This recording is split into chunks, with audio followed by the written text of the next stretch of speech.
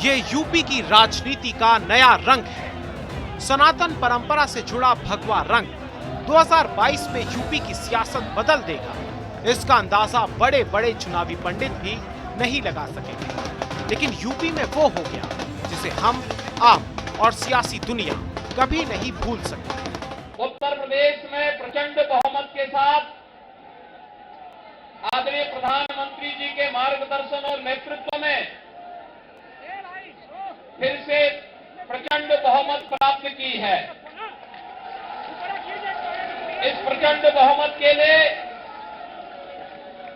उत्तर प्रदेश की जनता जनार्दन का हृदय से अभिनंदन, हृदय से आभार। लगातार दूसरी बार देश के सबसे बड़े सूबे का निजाम बनने का करिश्मा अब तक कोई नहीं कर सका था। तमाम आशंकाएं, आकलन और संभावनाओं के बीच योगी आदित्यनाथ ने यूपी के राजनीतिक पटल पर नई लकीर खींच दी है। वो लकीर जिसे अब तक कोई नहीं खींच पाया था। उत्तर प्रदेश विधानसभा के चुनाव शांतिपूर्ण तरीके से संपन्न हुए और संपन्न होने के साथ ही आज मतगणना के बारे में जो तमाम प्रकार के भ्रामक प्रचार पिछले 2-3 दिनों से चलाए जा रहे थे, उत्तर प्रदेश की जनता जनार्दन की ताकत ने उस भ्रामक प्रचार को दरकिनार करते हुए आज भारतीय जनता पार्टी और सहयोगी दलों को प्रचंड बहुमत से विजयी बनाया है। यूपी के पहले मुख्यमंत्री पंडित गोविंद वल्लभ पंत से लेकर चौधरी चरण सिंह जैसे बड़े नेता तक, मुलायम सिंह यादव जैसे कद्दावर नेता से लेकर दलितों की मसीहा मायावती तक और अखिलेश यादव तक, किसी को लगातार दूसरी बार यूपी की सत्ता नहीं मिली। लेकिन योगी आदित्यनाथ के राजनीतिक संकल्प ने अपना मुकाम हासिल कर लिया है। कल्याणकारी, गरीब कल्याणकारी योजनाओं को हर व्यक्ति तक बिना भेदभाव के पहुंचाया। आज उसका परिणाम है कि प्रदेश की जनता जनार्दन का आशीर्वाद भारतीय जनता पार्टी को ब्याज सहित आज प्राप्त हो रहा है। मैं इसके लिए आप सबका हृदय से अभिनंदन करता हूं, स्वागत करता हूं।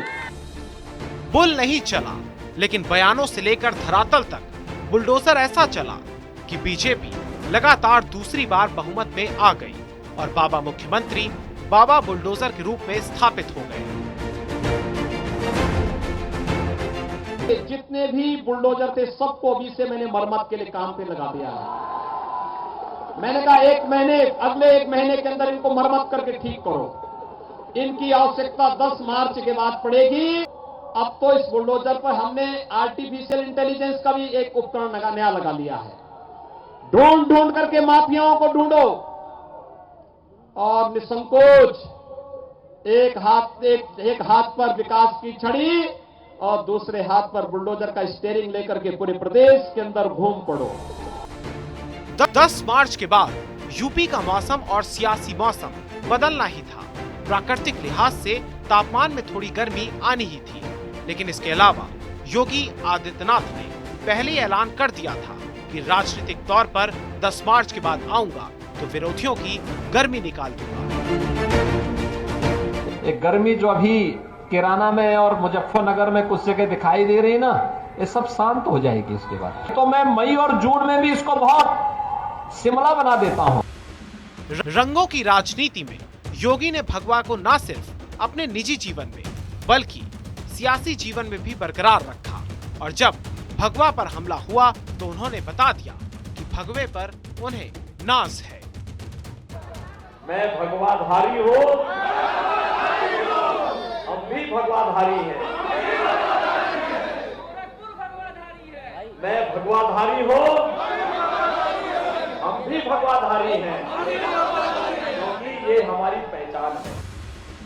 विधानसभा चुनाव को लेकर अपने पहले ही राजनीतिक इम्तिहान में योगी आदित्यनाथ के बयानों का बुलडोजर और उनके प्रचार का तूफान ऐसा चला कि नतीजे वही आए जिसकी बीजेपी उम्मीद भी कर रही थी और दावे भी। मैं विश्वास के साथ कह सकता हूं कि भारतीय जनता पार्टी प्रधानमंत्री मोदी जी के नेतृत्व और उनके मार्गदर्शन में प्रचंड बहुमत के साथ भारतीय जनता पार्टी सरकार बनाने में सफल होगी। योगी आदित्यनाथ के सियासी रसूख की कहानी में कई ऐतिहासिक अध्याय जुड़ चुके हैं। वो पहली बार 1998 में सबसे युवा सांसद के तौर पर गोरखपुर से जीतकर संसद पहुंचे। इसके बाद 1999 में दोबारा गोरखपुर से सांसद चुने गए। 2004 में एक बार फिर लोकसभा का चुनाव लड़े और जीते भी। इसके बाद 2009 और 2014 में भी गोरखपुर से सांसद चुने गए। गोरक्षनाथ पीठ से लेकर गोरखपुर की संसदीय सीट पर उनका राज कायम रहा। 2017 में उन्हें यूपी में बीजेपी की प्रचंड जीत के बाद सरकार की कमान सौंपी गई। पहली बार यूपी का मुख्यमंत्री पद संभालने वाले योगी आदित्यनाथ ने स्वयं को 2022 के विधानसभा चुनाव की कसौटी पर रखा और नतीजा सबके सामने है। एक प्रचंड बहुमत भारतीय जनता पार्टी के राष्ट्रवाद, विकास और सुशासन के मॉडल को उत्तर प्रदेश की 25 करोड़ जनता का आशीर्वाद है और इस आशीर्वाद को हम सबको स्वीकार करते हुए आम जनमानस की आकांक्षाओं के अनुरूप सबका साथ, सबका विकास, सबका विश्वास और सबके प्रयास के इस मंत्र को अंगीकार करते हुए निरंतर आगे बढ़ाना होगा। यूपी में योगी आदित्यनाथ की छवि, उनके अंदाज, विरोधियों पर वार, मुद्दों पर असरदार तरीके से अपनी बात रखने के दांव ने उन्हें 22 का बाजीगर बना दिया है।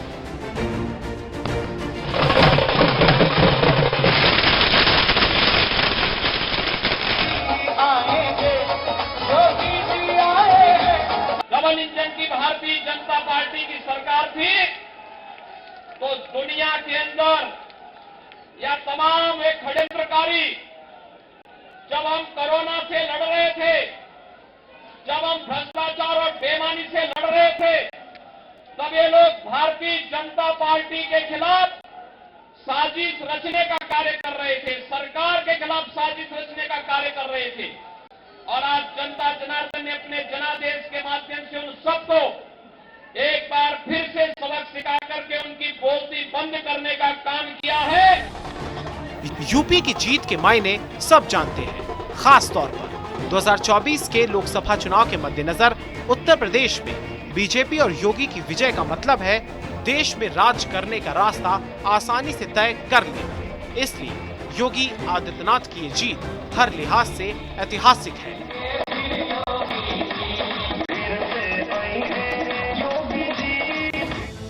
योगी आदित्यनाथ ने यूपी विधानसभा चुनाव का 70 वर्षों पुराना इतिहास बदल दिया है। 1952 से 2022 के बीच पहली बार उत्तर प्रदेश की जनता ने बीजेपी और योगी को दोबारा जनादेश दिया है। बीजेपी अब कह सकती है कि यूपी में बाबा है, बाबा का बुलडोजर चल गया और बाबा ही 22 के बाजीगर हैं।